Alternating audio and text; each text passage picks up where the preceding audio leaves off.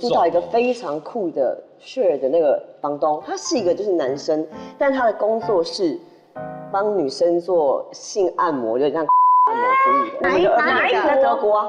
德国的哪里？柏林，而且地址是什么？然后后来他就帮我说，他说令，我想送你一个礼物。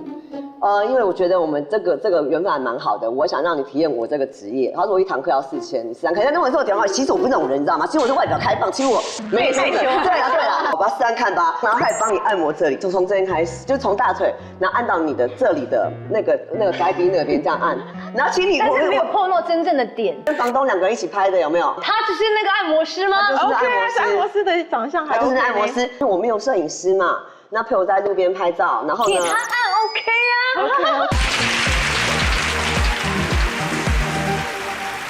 全新的词汇“独旅”这2个字呢，在网络的搜寻程度呢日益攀升。大家都搜寻独旅到底是什么样的一个行程？不就是独自旅行吗 ？That's right， 大家拜拜。结束。大家如果知道这个字的话，但是不一定敢这么做啊。没错。毕竟你如果是一个人旅行的话，你要顾虑的事情非常多。像我就无法独旅，我也完全没办法，因为我需要别人伺候我。说起你的傲气，不是啊，我是讲真的，比如说有些要办什么手续那些琐碎的事，我就会很害怕，帮你找路啦，或者是前面有一堆就是认识我的人，我就想说我要过去吗？身份对，是，所以呢，他们今天呢就请来5位来宾呢，是他们有独旅过的，而且是爱独旅，爱独旅，欢迎5位，乔金。强强，如果能够独旅，我只希望一件事发生，就是搭讪跟艳遇。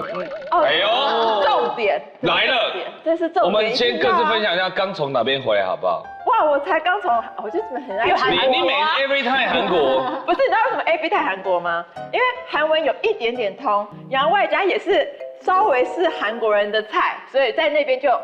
搭讪就得到一些虚荣感，所以你每次去都一定会被搭讪，基本上都会。哎呦，而且我跟你讲，我真的发现就是说你可能3、5好友一起去，男生反而觉得不敢，但你就自己一个人去，他觉得这个女的有机可乘，他就会过去跟你搭讪。所以你跟穿着打扮有关吗？你知道吗？其实我发现要被搭讪有个重点，你不能让自己看起来太像是观光客来旅行的。因为对他们而言，他们也会害怕说，要是这个人他不会讲韩文，要是他不会讲英文，他们也会怕。所以就是穿的就是你知道像韩国这种流行的样子。是什么样子？教我们一下。如果你这一套 OK 吗？这一套当然 OK 啊，这套在釜山，我跟你讲绝对不得了。为什么？这样不会太辣吗？太辣了吧！所以我说釜山。首尔我就没办法这样穿，因为釜山海港城市嘛，对，感觉好像你要去海边玩，对，去海边玩或干嘛，这样穿搭讪。那首尔他们几个谁的衣服是 OK 的？讲的太夸张哈！韩国人比较保守，对。今天这几个柯鹏宇被搭讪吗？不行，我穿这么多你就是你应该去感觉日本吧？对，日本有问路啦。Sabrina 的话，我就问他说：“你有在看小熊维尼？你喜欢跳舞哦？很可爱，好不好？真的，我在越南买的。越南啊 ，OK， 是跳舞没错，是跳舞。Disneyland 是跳舞没错。所以那强那一套应该是去哪？这绝对去越南。这一套是我最近去伊比萨买的，但是呢，伊比萨你刚回来，超级强，你去几天？但是我去1个礼拜啊，当然要时间缓冲休息啊。我已经30几岁了，我没办法像以前一样，大概留个4天还可以走。我现在要去那要休不起啊。但是我这个伊比萨我不是自己去，我跟你讲，其实我没有那么爱独旅，我就是有独旅过的经验之后呢，我发誓我再也不要了，因为我去都是比较远的啊。然后我自己一个人独旅的话，我都直接走欧洲去。我自己一个大概2017年24头24、25、26岁的时候就直接去德国跟荷兰各待1个礼拜。哇，一个人，你好有种。而且重点是，因为我觉得我时间不能等。你那边有朋友吗？没有。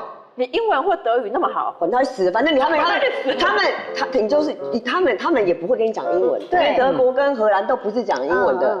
其实你乱讲一通，管他听不听得懂，什么过去式、ing 式，可以管你去死啊！我用我的方式讲，听不听得懂你的事啊？你去的时候是不是狂欢 party？ 我是要去找 party， 可是我去的时候啊，因为我没有带任何人，我又不是一般的观光客，我喜欢就是玩那种比较阴暗处的。你要就是要有点头啦，就是有点 local， 当天知道在玩什么下水道的东西的。旁边是不是？就是不是一般人会玩的。去的夜店，类似啊，但是不是这种正当那种夜店。反正我的意思就是说，就是我们今天可不可以讲一下独旅的好？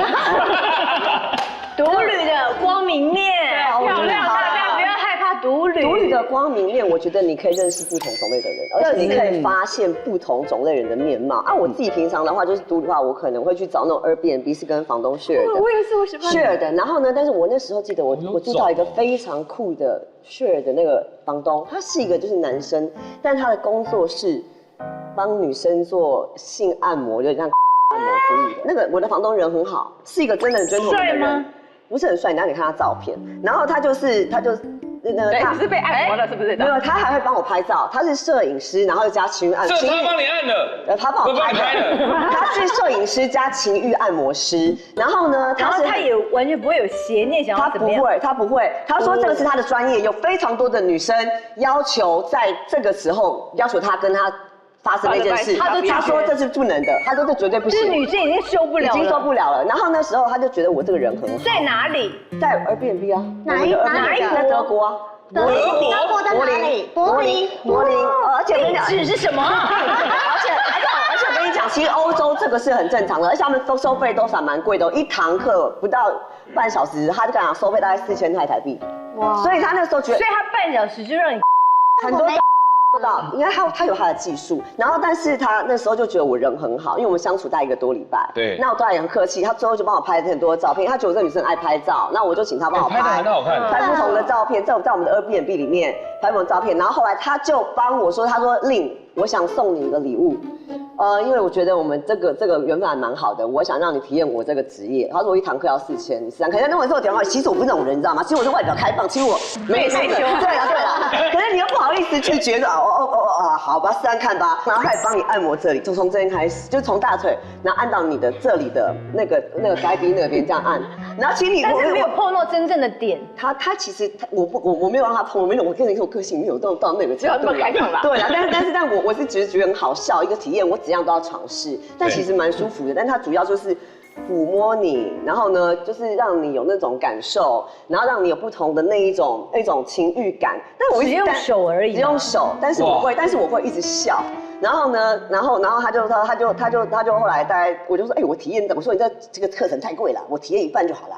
体验一半啊，他就后来帮我拍几张照片，我跟房东2个人一起拍的，有没有？他就是那个按摩师吗？他就是按摩师的长相，他就是按摩师，而且他其实个性是蛮温驯的，就是你可以问他很多地方哪里玩哪里帮助，他都告诉你。他甚至还陪我去帮我在路边拍照，因为我没有摄影师嘛。那陪我在路边拍照，然后呢？给他按 OK 啊 ，OK， 而且他非常的绅士，然后我有问他很多关于这方面的问题，他其实是还蛮 enjoy 这个职业，然后他觉得给女人带来这种快乐，或者那些女人没有老公或者是没有另一半，他能带来这种快乐是件很开心。重点是安全呢，非常安全。你进去你会感觉到非常的安全，不管是环境布置，或者是他整个人给你散发出来的氛围，他是素食者。这个男生是个素食者，有什么关系？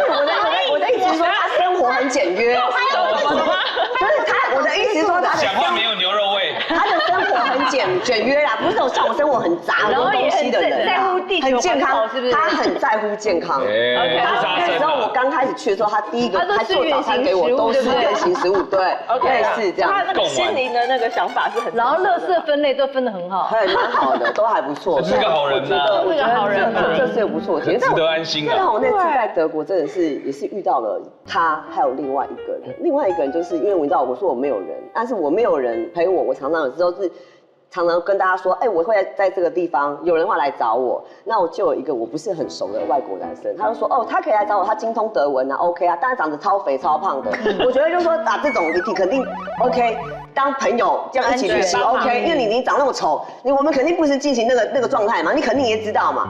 就说 OK， 我就很 friendly 跟他说，来一起来，没关系，你就住我这，因为其实我很怕一个人住，因为我怕鬼。然后他我的Airbnb这个房东呢，他给我的房间其实很大，其实很恐怖。然后我就说一起来，没关系，一起来玩。然后结果他就来了，来之后呢，我还就是用很朋友的方式对待他，就是这样子，就是你懂嘛那种。然后结果你知道怎么样？他一进来的时候。竟然我在化妆的时候，竟然给我这样子哦，这样子摸你奶啊，这样哦，揉肩膀，他也是按摩师吗？这样子，你化妆，他竟然这样子，这不行。哎呦，然后你当然会害怕，画歪呢。你当然有点害怕。我说，我说，要谢谢你帮我按摩啊，这个真的蛮酸的，谢谢。我这样带过，结果呢，那天晚上我就想说，这还有点不对劲，可是我想说，真的没有人陪我，我也不知道这个地方我能去哪。好，那我晚上就跟他说，那我们还是去附近夜店或怎么样，一起去。一起去了之后呢，当然那个男的也就妈去那店超无聊的，根本不是我想去的，你知道吗？但是然后又很无聊，我很早我就回来了。那我回来我想说 OK， 那我休息。他还有在毛手毛脚吗？结果你知道吗？因为我给他另外一张床，我还帮我的房东申请了另外一张床，就是本来就是我一张床在这，他的床同个房间隔很远哦，房东再搬一张就软垫让他睡那。我已经回到家，已经都卸妆了 OK， 然后就 OK 我 good night， 然后我让他的。哎，他竟然给我突然间，他压到我身上来，到我头上压到我身上来，哎 ，Oh my god， 压到我身上来，你知道吗？然后想亲我脸，我说，我不是那么，I'm not easy girl， 我说你要搞清楚 ，I'm not， 我说你搞错了，他说你难道不喜欢性爱吗？我说我心想说，我喜欢也不是跟你啊，不知道这里，这也太危险了吧？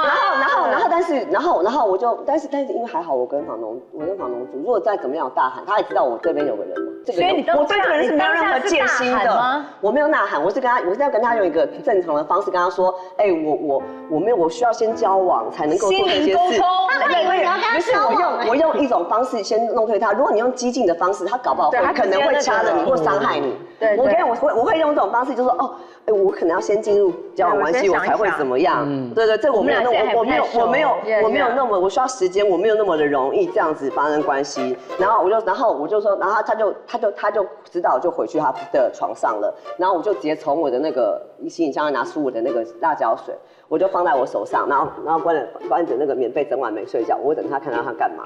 然后结果早上的时候他就那个默默大概6点7点，他就自己关行李什么，听到他那我假装在收，我假装在睡觉，就背着他在睡觉，我听到他一直在关行李声音，他就默默走掉了。很棒，他就默默走掉了。但是我觉得这就是给我一个经验，因为我常常觉得一个人旅行的时候，你有时候给人家那个感觉，我只是想找个伴，就是找个大家一起旅游，像是 Couchsurfing 那种青年，大家一起到哪什么地方玩，那种地方去。可总是要找，因为我后来认知是我太美的问题，就是你给人，你有时候给人家就是觉得，哎，我们是一起到底内啦，就是我们出来的，但他会给你，让你觉得说，哎，好像有意思，他可以触碰你一下。你那死胖子，你会差距差太多，他也认不清哎。所以如果他是帅哥的话，你就 OK 吗？帅哥我也不行，不一定要看感觉，要看当下的感觉。但是我当时邀请他来，我真的就是觉得。不可能是走向那个方向的，因为要抓哥来的话，我肯定要花时间，要培养，要怎样搞很多事。找个胖仔就来当工具人的，那说实在的，也就是会。哎，等下你这是太现实了啦。不是啊，但我有帮他做，我真的没用钱呢。哦，也是啦，互相帮忙。对啊，好，反正今天现场有4位女生，只有1个男生。男生独旅应该很正常吧？我那时候其实是被经纪人丢包去日本。啊？什么意思？我那时候在台湾，就是可能工作都不顺利啊，然后。唱歌演戏都不顺利，然后就很不快乐，把自己就每天就在想工作的事情，已经有点要生病的程度，就是也跟家人吵架，也跟公司吵架。然后某一天就接到经纪人的电话说，我帮你买了去日本2个月的机票跟食宿，你去生活，你从来不懂得什么是生活。然后那时候完全不会日文，就傻傻的去东京生活了2个月。那你都不用付钱了？对。爽啊！免费放假，而且是去日本，就是我很。然后有住宿是住那个吗？我经纪人特别帮我安排是住在比较不是市区，因为他想让我体验 local 的文化感觉。就是小饭店是不是？对，小饭店。然后那个饭店旁边就是晚上 Tiki 楼旁边就是完全很黑，很像就是我每天走在路上都觉得自己会被杀掉那种感觉，就是因为一个人然后不会日文，对，然后所以我觉得那2个月我其实改变了我非常多，也让我写了30首歌回来。哇！都是写说谁要杀我，不要杀我，没有就是晚上的路这样，就想象，比如说我觉得像刚刚强说，就是在异国，然后一个人独旅会有不同的际遇，会遇到不同的人。像我那时候就一个人在日本赏樱花季的时候，就很可怜嘛，就一个人，然后旁边都是携家带眷、野餐什么的。然后我就看到，就是我在上野公园吧，那边赏樱的时候，就看到有一个很慈祥的老爷爷，就是因为我从小没有我两个爷爷都是我年纪很小的时候就过世，所以我就觉得很开心。然后那时候日文也破破的，但就是跟他聊，他跟我聊他孙子啊、他孙女、他儿子女儿怎么样。我想说哇，然后他还买啤酒给我喝。我想说哇，就是让我有种哇有点归属感，因为我在异国这样子。然后我们就在那边赏樱赏到一半，然后我就站起来，哇，风景好漂亮。然后下一秒他用手摸住我下体。你是老演，等一下，我没有准备好接受这个，就是那种没有，对我也觉得很感人。然后我要讲个什么温馨的故事，很感动。然后我大家想说，哇，一定可以写一首歌。我还讲慢一点呐。而且等下你是遇到2个老爷爷，同一个，然后一抓之后，我们俩就这样对看。那我就啥定格的吗？定格还在吗？还在说的时候，那他的眼神透露出什么？还是那个慈祥的表情。然后我就因为我不是一个我就很俗，就我不会起冲突。对，所以我就是很巧妙的，就是一圈樱花。对，没有，我有巧妙闪躲。死个！等下你说你要巧妙的闪躲是多巧妙？就是一个转身，然后看别的风景。那他有再过去再抓一次吗？没有，他就没有。但是我就是离他距离远一点。然后因为那个啤酒是他请我的，我想说这是这瓶啤酒的代价嘛。因为我本来还想说，对我没有欠别人什么。我那时候想，我本来想说如果要再续杯，我要请他。后来他一摸完，我想说扯皮，我不要。他酒里面有没有放东西啊？一杯啤酒就收买了。不是，可是是正常的我没有酒吗？正常，他是投币式买的，是那种生啤。那他抓的力道刚刚好吗？就是那个慈祥的力道。什么叫做慈祥的力道？所以就是你也不痛，可是你就是被掌握握的感觉。我可以体验一次慈祥的力道吗？他就是，而且很温，就这样。包覆感。包覆感。会不会有一种想念的感觉？怀念？没有，很想回家。很想回家。对啊，它柔柔的，就对。而且因为我不知道怎么收场，因为太尴尬了，所以我后来就顾左右而言他，继续跟他聊天，聊了一下。聊。球都还在那儿哦。没有啦，我巧妙了嘛，我巧妙闪开了，我已经巧妙了。对，你巧妙离开了。然后他就聊了一下之后，我才就是装忙离开。你说你写了30首歌，对，里面应该有很多是不堪入目的歌吧？我的蛋蛋被老人摸了，爷爷抓住我的蛋，慈祥的冲击，那个我好像没有写下来哎。没写是很值得写。我写的比较是自己的感触跟自己对话。有没有一首歌是暗喻这个故事的？我今年有发另外一首单曲叫做《小麻雀与老乌鸦》，但这个小麻雀跟爷爷一点关系都没有。我觉得小麻雀就是你，小麻雀乌鸦就是爷爷。我的确是有写一个年龄差距的东西。我们要听一下这首歌的副歌，我们来看看是不是。听一下。好。小麻雀与老乌鸦飞吧，在同一片天空张开翅膀。去很远的地方流浪，勇敢倔强。你不能让爷爷听到这首歌。OK， 出柜了。你听完是什么感觉？就是你愿意放下心防，陪那个老爷爷去飞翔。对，好。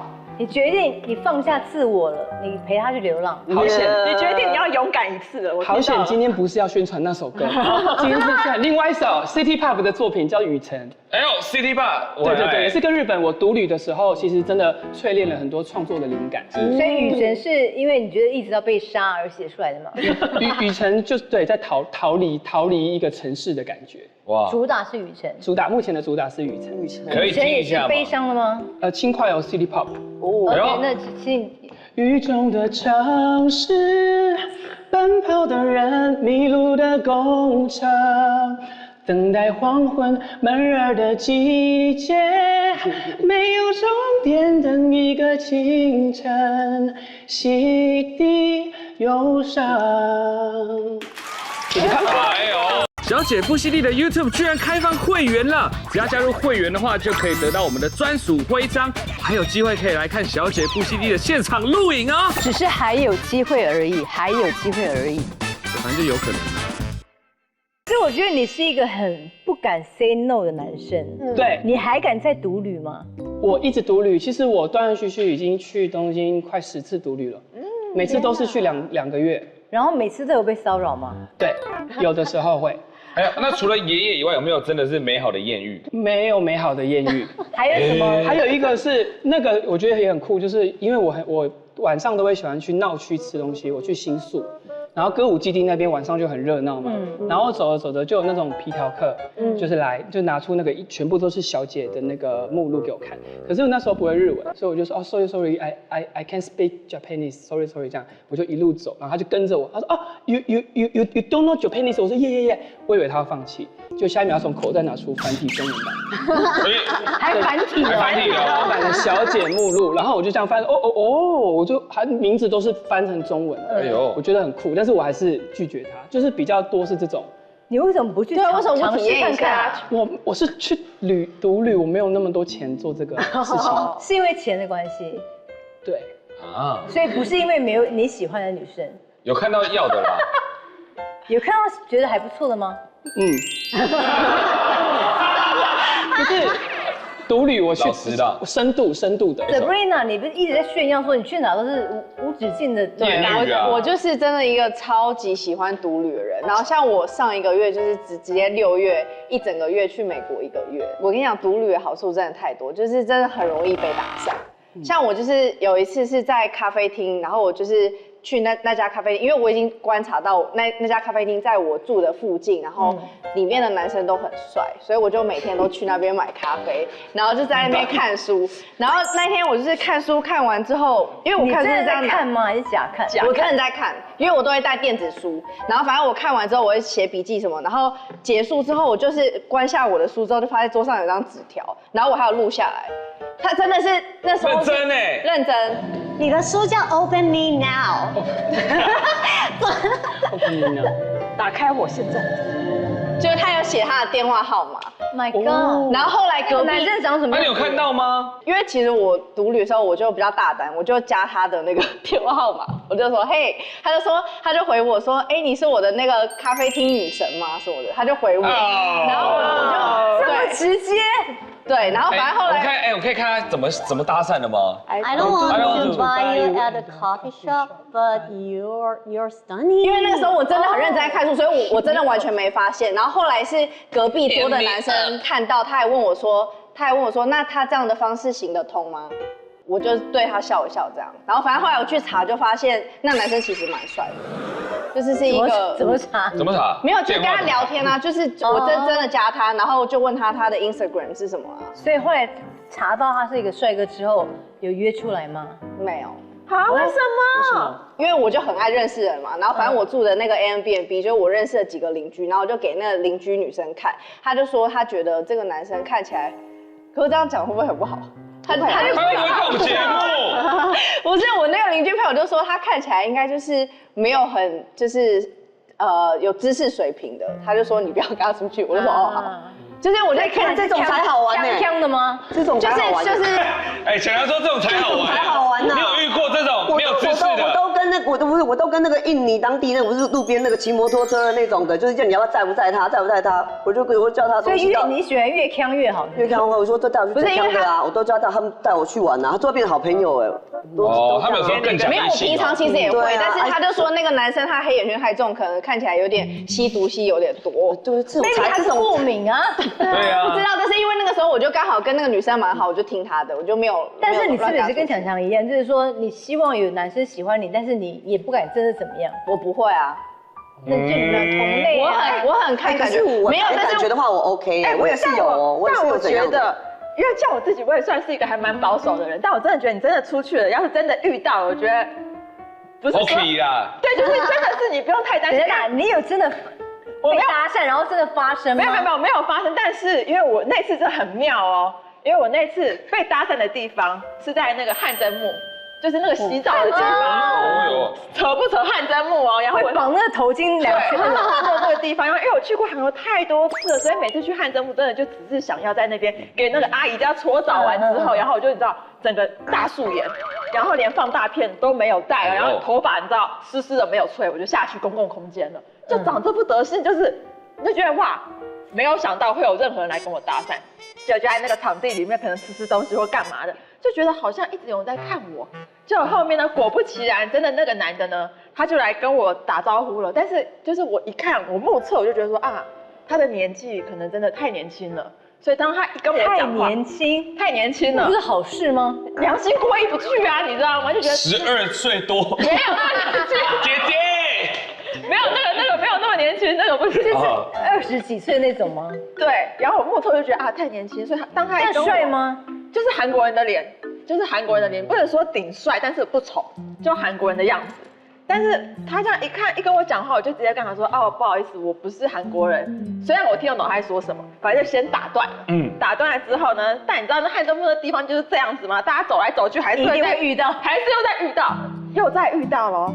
他又在跟我讲话，他又在跟我讲话了。我想说，好吧，我就其实你听得懂他讲什么吗？听得懂。他讲什么？他讲什么？没有，他就跟我讲说，他一开始就跟我讲说，我是不是韩国人？是不是一个人？我就直接跟他说，哦，我不是，我那个不是韩国人。我就就跟他点点头，就离开了，这样子没有跟他多聊。他后面又再看到说，嗨，你要再跟我搭话？对，第二次直接跟他讲，我说你几岁？他就跟我讲说，哦，他2000年出生的。2000年 ？My God！ 24岁。韩国算25，然后那你我就立刻跟他讲说，你哪年出生的？1986，我跟他差了14岁。186，然后就直接跟他讲也蛮年轻的，没有，但是跟他的那个差距，我知道2000年很夸张。对，然后我就跟他说，我是阿姨了这样子，然后我就直接跟他讲说，我就是韩国就是39岁了，他就一副那个，然后接着就讲说看不出来，就开始讲那些话。但是我还是觉得不行，良心过意不去，我就就是也在这个再跟他打个哈哈，这样尴尬又再分开了。就后面我就忽然就是你知道自己离开了以后，就忽然心想，反正我也没事干啊，就我干嘛？你是说心里邪恶的那个你突然跑出来了吗？对，没事干。对，我也没事干，而且那是我到韩国的第一天还第2天的晚上，我想说我也没事干，那既然他好约出来喝个酒，对，我是想说，那要不然还是就问他明天要干嘛好了。哎呦，结果后面呢，我就开始在那边堵他，我想说他在哪，变成我在那边搜寻他了。在外面搜寻到他，就主动过去跟他讲话，然后就直接问他讲说，那你明天要干嘛？然后因为刚好他也不是首尔人，他是住在首尔，可能车程2个小时，他那时候放假，所以他明天也没事。然后我就想说，那你明天没事？他说，他明天没事。他就说，那我们可以一起出来玩。哇！然后我跟你讲，我真的傻眼，因为其实我跟韩国男生约会也还蛮多次。其实韩国男生普遍就是比较对他约会说韩国好像是女生比较表示那种感觉。不是，我是觉得韩国人普遍会比较自私一点，对，自视甚高，对，自视甚高或自私一点点，或怎么样的。哇妈呀！但他你知道他25岁哦，我跟他约，他想说那明天几点？他早上还在跟我确认，然后中午到我住的地方的楼下等我，然后我到了之后，你知道，因为有时候男生很烦，你知道吗？到了就是说，要吃什么？大家看你们讨论就没有，他就直接跟我讲说，我们待会去吃意大利面好不好？很有主见，我就说准备好了，我就说OK 啊，然后接着呢，你去参加妈坐在那儿吧。没有啦，妈宝吗？我妈帮我订好了。没有啦，就决定好了之后，他就找我计程车，然后我们2个就上计程车，然后反正就到韩国现在很流行的叫义山洞的地方，就那地方就像很多年轻人会去。然后一进去之后呢，就找了一家西餐厅，然后进去之后，他也没有说你要吃什么也没有，他就直接就点你点吗？他就说吃意大利面可以吗？我说可以。他说那我们就点那个套餐这样子，2个人的套餐就是有前菜的，然后有牛排的，然后跟意大利面跟饮料，我就真的完全没有烦你，完全没有烦我。但是就是可能意大利面也可以选，就是你2种你想吃哪一种啊？什么他也不让你选，没有，他有问我，那我就觉得说天哪，这男的好帅，就很有主见，然后我帮你安排好了，这不帅吗？这男的好帅，会脱黑笔啊！帅点在哪？这种不行我自己决定啊！怎样啊？我自己要点我自己喜欢的东西，有没有经过我同意啊？牛排几分熟，你们有一样吗？我觉得没办法我要 principal，我要那个什么？对，我觉得超帅，超有主见，就没有在这边跟我我，哎，你要吃什么啊？怎么样？这种我完全会暴怒，而且我刚刚听完他们两个故事，我真的超级惊讶，因为我是会当下，如果我是强，我当下绝对马上把那男生对我也是，我的脾气会超差，我会直接干掉他，然后把他轰走。对啊，你讲不赢就怼出去啊。像这个还可以平常跟他这样冷静的喝啤酒，这如果说我直接把酒倒他头上，不能骂老人啊。他已经抓了你的蛋。毒性太重了，目前为止，你们都觉得要俩公了，是不是？这个完全现场绝对大俩公，这有什么好俩公？然后我跟你讲，不是这个人很绅士，你最好再讲下去，是让我们觉得有浪漫的地方。太平定了。我跟你讲，我那时候当下就觉得哇，天哪，好浪漫，好浪漫，而且吃完年纪小我14岁，然后还那个帮我分菜呀，然后帮我这样安排啊，什么什么的，然后付钱也是很直接的。他付吗？当然哦，而且你知道吗？那一餐我后面就上网 Google 了一下，看一下那一餐多少钱。那一餐韩币大概9万块钱，反正差不多就是台币可能2000多块3000。哎，他知道我是一个阿姨耶，我大他14岁耶。他还觉得哦很大方的付完之后，然后他还跟我去带我去拍那个你知道拍贴人生4格，在那边跟他拍，好可爱。拍完了之后，想说那待会就是请他就是喝咖啡嘛，就是毕竟你知道我也不是没钱让他请，也不好意思大他那么多。好，到这边你们都还可以 OK 吗 ？OK 吧，人生4格拍贴蛮可爱的，拍贴可以啊，对，这边又原谅他。当我决定吃什么不行，但拍贴可以。但那个人生4个是 OK 的，可以。对，然后后面我们去喝咖啡，然后我就说我要付。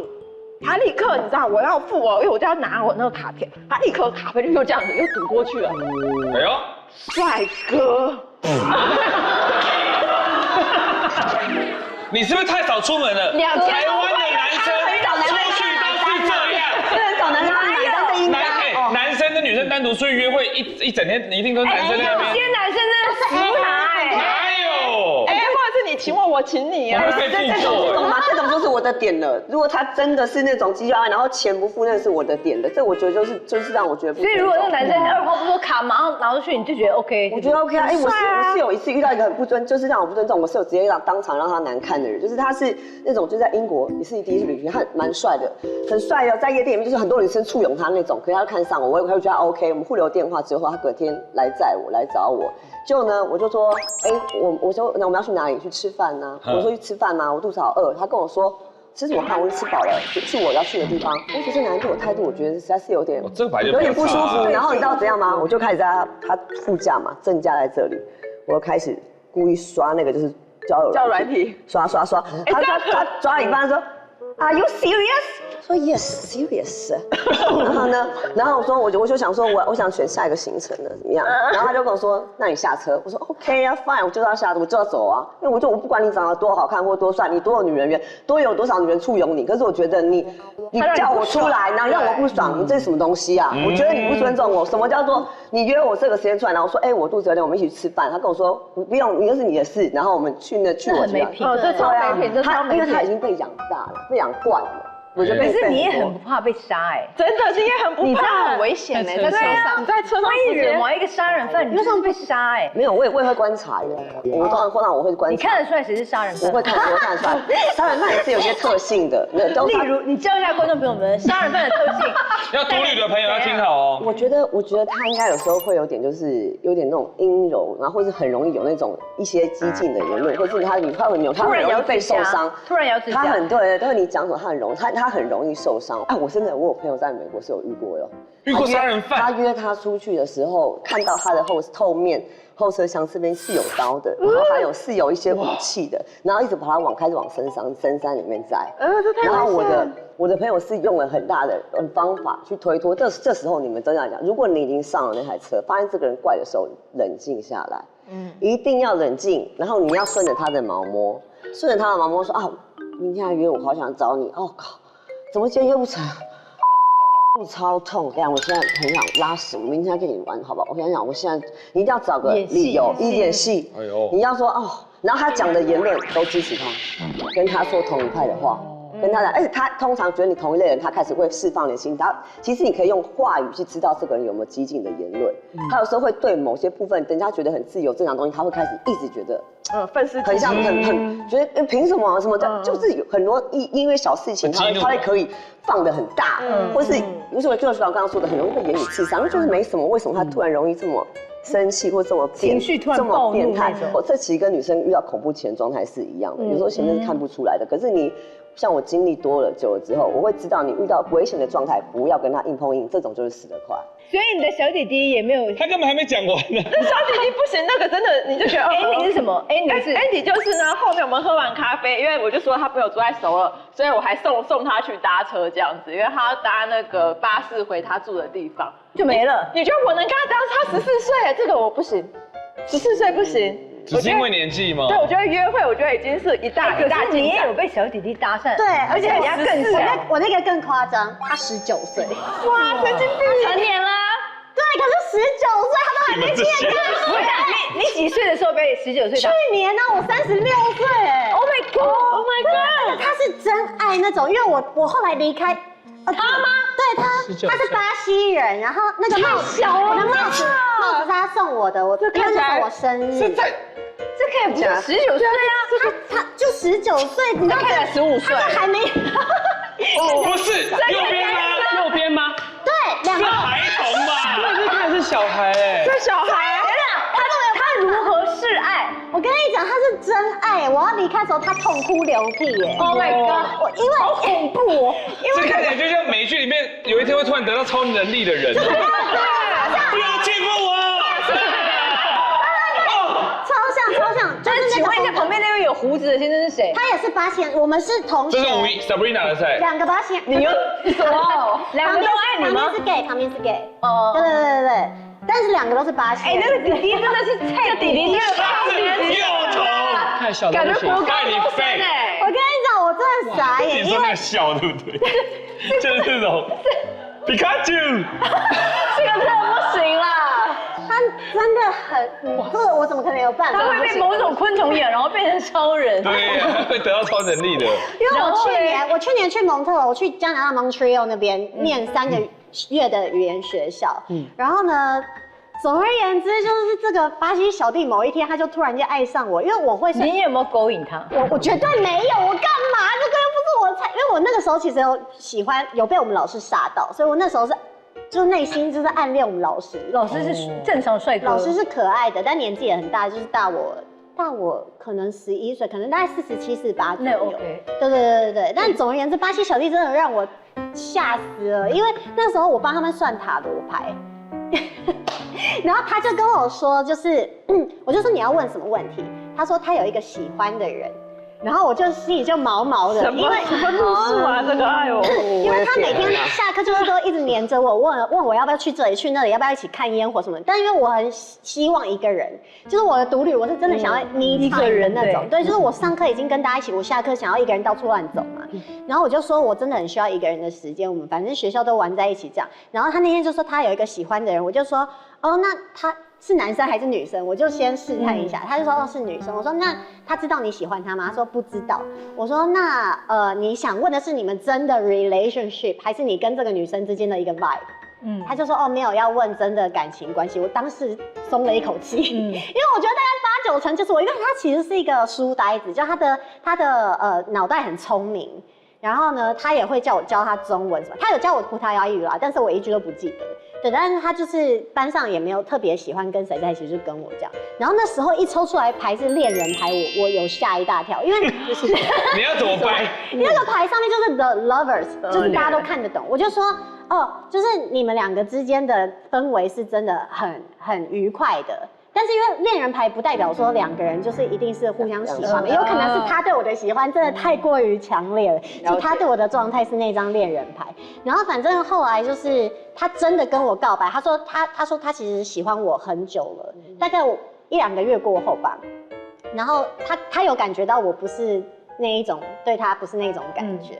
然后后来我就跟他讲说，我对你真的不是那种感觉，我有喜欢的人了。就他就在我旁边靠着我的肩膀大哭，然后他就一直跟我说你真的很棒，你是一个很特别的，他就一直不断的夸奖我。然后我说我知道，谢谢。就是，但你真的太小了，而且我说其实年龄也不是真的问题，我说重点就是因为我有别的喜欢的人，然后我对你是朋友的喜欢这样。所以他后来就你跟他讲完之后，他就没有再死缠烂打。他还是有，可是就是朋友的方式，就不会用那种好像对你有过多的期待或者什么。每一个人经历独旅的经历，你还可以想出独旅真正的一个优点吗？我们东方人在台湾看起来是这样嘛，可是在国外真的会看起来很小。很幼气吗？真的，我跟你讲，我36岁，我那时候讲出来，我所有同学都下巴掉下来，因为他们真的很小，他们可能就是才19、20岁，或者甚至有那种16、17岁。对，我们的老师一个女老师，她说她以为我才15岁，超夸张，因为你跟那个19岁的弟弟看起来你看起来对。所以我觉得就是在国外，可能一方面就是我们的脸孔的关系，然后可能在那边心情又很好，你就会整个人看起来神采飞扬。哎呦，没错。而且因为一切都很新鲜，你就会保持了一个很好奇的心，就看起来超年轻的。对。可是我回台湾就简直是一滩烂泥。真的，我也是回来觉得超像烂泥啊。那是你自己的问题吧？我那时候刚回来的时候，真的完全无法适应。那时候因为我一方面不想上班，可是一回来马上工作很多嘛，就很累，然后再来是时差的关系，然后我可能又有点一回来，因为台湾美食真的太好吃了，我又吃太多，就有点拉肚子。我那阵子就很憔悴，然后就看起来就是不知道，就整个人很干，然后完全不会被误认为是15岁的样子就对了。然后因为我有朋友是空姐，他就说他有在喝一个胶原蛋白，因为其实我本身也是胶原蛋白的纠察队，我就是很爱胶原蛋白。然后他就推荐了我一个胶原饮，他就说他，因为我那个空姐朋友非常非常瘦，他是那种大概不到40公斤，就是30多公斤，可是他们是基因，就是家里面遗传是这样。不会恶心的瘦吗？就是他天生就是这样，没办法，但他是健康的。然后他就跟我说，这个胶原饮他喝超久，真的是很有感觉，因为他的脸如果稍微再更瘦一点就会凹。对，然后他就说他都靠这个让他的脸看起来就是比较蓬润，就是胶原蛋白满满的。对，然后他推荐我之后，我就喝不到大概1个礼拜的时间，哇！整个人从一滩烂泥又爬上墙，就是开始脸上比较有光泽一点啦。今天有带来跟大家。OK， 好。这个超厉害的喝的保养，太有名了啦！有名的孙仙胶原饮，这个还需要介绍吗？你不用讲了啦，我们都知道它，对不对？而且因为它其实有各种颜色的包装，是不是孙艺珍的最爱？对啊，所以这也有在喝吗？孙仙胶原饮，对。然后因为它其实我之前也有喝他们家夜晚的那个紫色包装，对，对。但是其实2个口味蛮不一样，因为其实大家都怕就是胶原蛋白会有点腥味。如果你稍微对保养有一点点研究的人，就会知道红石榴汁它其实还有抗老的这个效果。对，而且重点是它这里面没有添加任何的糖，所以它的成分是简单又自然的，大家可以喝喝看。喝起来酸酸甜甜的，很清爽哎，很好喝。对，超级好喝，而且重点是它的分量很足，就是很大一包，不会说小小的让你一下就喝完空虚这样子。对，然后我自己长期喝下来呢，觉得就是它的吸收效果特别好。因为我刚刚有讲嘛，我喝不到1个礼拜就觉得好像脸色比较没有那么暗沉，然后一些本来比较粗糙的地方啊，或者是像这里啊，就整个身体都会整个身体就会有感觉，好像变得比较保水。比较保湿的那种 Q 弹的感觉。对，为什么它会好吸收？是因为呢，他们家的这个胶原蛋白，因为分子太大，其实人体是没有办法吸收不了。对，他们是小于900道尔顿的一个单位，是应该算是市面上目前最小的。对，所以那个已经是生态等级的那么小了。然后你们可以看一下，就是我昨天素颜的时候拍的。素颜，好好哦。而且我前一天只睡3小时。哇！我那天在大扫除我的家里，看起来白里透。15岁吧？这皮肤真的很好哎，不会以为我15岁。我觉得你不化妆比较漂亮哎，真的假的？化妆师要哭了。也不是，就是好年轻哦，很亲切。因为我觉得就是脸蓬真的，小时候我会觉得 baby fat 很讨厌，对。可是我现在长大就开始珍惜自己仅有的胶原蛋白，因为是真的流失。真的还是会流失。然后其实要跟大家讲，不管你是用什么样的保养方式，由内而外很重要，再来是长期持续的。定期的做，像这个也是，你不能说哦，我喝好像喝3、4天1个礼拜有效，然后我又不喝，那你就是又会打回原形了嘛。对啊，然后而且这么小包，你知道吗？它带在身上也很方便。我这么小的一个包包，它都可以直接放进来。哎呦，哇，是不是方便？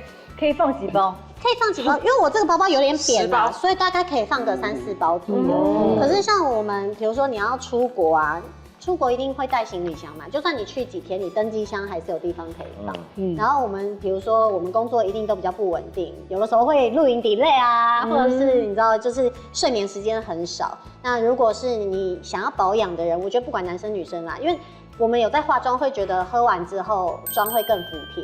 哎呦，这很重要哎，这很重要。然后我觉得没有化妆的人也是一样，你还是可以就是做一个。当然是要有好气色啊。对啊，这个就是毕竟你要维持你的状态在线，我们才可以启程去更多的独旅嘛，是不是？为了独旅而喝，要。没有，就是不管你要待在台湾，或者是你要去哪里，就是我觉得让自己状态好，当然你心情就会好啊，你心情好什么就都好了。有自信就什么都 OK。对，而且他们家的这个胶原蛋白的成分是不是比其他还单纯啊？哦，对，记得之前喝的时候有特别注意。对，因为他们家其实会这么红，也还有另外一个原因啦，就除了他们的产品品质好之外嘛，就是他们每个月都会进行800项以上的这个检测，里面的内容啊就包含什么像雌激素啊、重金属、塑化剂或者是防腐剂等等这些项目都有在里面，因为。其实近年来，大家越来越关心食安的问题，我自己也是。那么多的胶原蛋白可以选择，就是还是希望可以选择到我们长期服用啊，吃下去可以对身体安心的，是安心的，然后有效的，对，然后就是又好喝的，对，重要。对，所以这个孙仙胶原饮推荐给大家。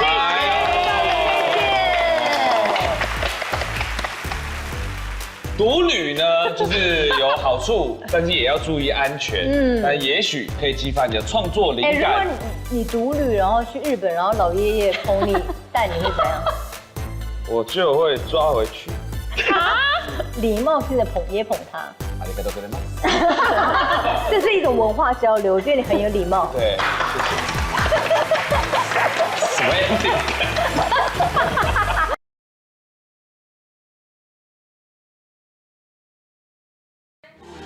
什么都聊，什么都不奇怪。哇，这句话好老派。快来订阅小姐不吸地，记得分享、按赞，还有开启小铃铛哦。小铃铛是我要讲，开启小铃铛哦。